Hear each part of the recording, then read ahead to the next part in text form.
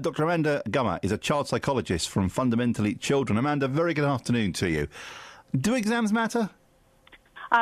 Depends, doesn't it? They do matter for a lot of people in a lot of situations, but I think the letter's exactly right. They only show a very small part of the picture, and people do get overly hung up on them, especially at this age.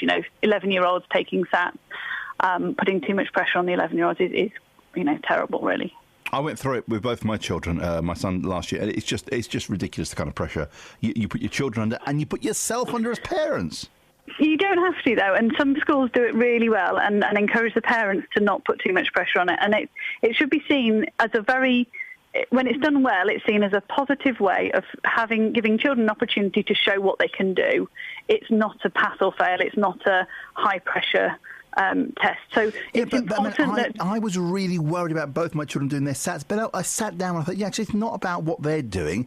What SATs, in my opinion, what SATs are about is showing how well the school is performing. Exactly. They use the SATs results for the league tables, which is, a whole different agenda. But when you're looking at what's right for children, there's a lot of other things you need to take into account. I mean, children learn best through play, and having a healthy play diet with access to lots of opportunities to learn all of the skills that were mentioned in the letter and more is the best way to give children the best opportunity to fulfil their potential. But it doesn't mean that it's not a good idea to instill a work ethic and to teach them to work hard and be committed and shine when they can. But I think schools need to give children the opportunity to shine and celebrate a lot more than just their SATs results, which is exactly what this teacher did. I think we would all like, as parents and grandparents, we would all like our children, our grandkids to be sort of fantastic at school, to come back with great results, to come back with great SATs results, of course. But I'm thinking, hang on a minute, would I rather have a child who has a great SATs result test, or do I want a child that can sing a song, can play in sports with their friends, who can speak 2 languages, all the things the letter picks out, who can be kind, trustworthy, who's got friends, who can smile and laugh with their friends at school? Which child would I rather have? Well, I don't want the SATs test child, I want the other one. Well, you want somebody that you want children to feel empowered and engaged with school and with life in general, that they do the best they can wherever they are. But that is, if you teach to the test and you're cramming for SATs results, you're going to miss out on a lot of other skills that they develop that actually will set them in better stead for the later life and passing things like GCSEs and A-levels.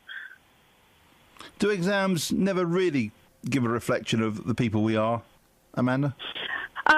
I don't think they do. I think they give a very snapshot window of how well somebody did on a particular day doing a particular exam. They do tell you something, but they don't give a long picture, which is why I think 20 years ago or whenever it was, they redid the GCSEs to include coursework, because it's a very narrow,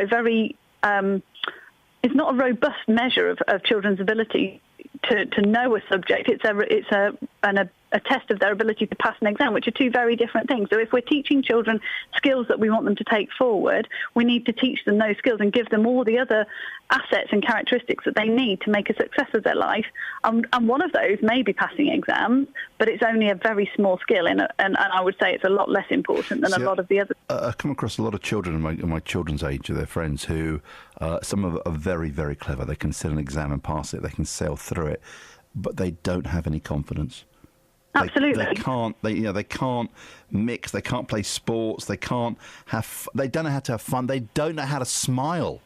Yeah, and the incidence of mental health issues and depression in teenagers is on the rise at an alarming rate, and I think that's exactly why. The too much pressure too soon and not valuing childhoods and letting children play, in lots of different ways and develop through play is what's causing some of these alarming statistics about children's mental health. Amanda, nice talking to you. Dr. Amanda Gummer, child psychologist from Fundamentally Children. This letter is everywhere. It is. I just think it's amazing.